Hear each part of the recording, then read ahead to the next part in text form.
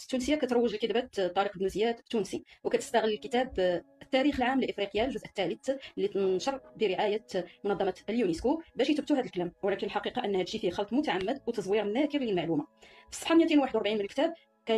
كنلقاو مكتوب بالحرف ان طارق بن زياد كينحدر من قبيله نفزه من فرع ورفجومه، وهذه قبيله امازيغيه معروفه في الريف شمال المغرب الاقصى. اما في الصفحه 253 فكتكلم على السفريه من ورفجومه اللي هو واحد الفرع من الخوارج اللي ساكنين بجنوب تونس، ولكن ما كتجيب حتى السيره ديال طارق بن زياد. اللي وقع هو ان هاد الناس هادو خلطوا ما بين جوج فروع عندهم نفس الاسم اللي هو ورفجومه باش يلبسوا طارق بن زياد النسب التونسي بالقوه، وهذا كيتسمى تحايل وتدليس موثق ماشي خطا بسيط.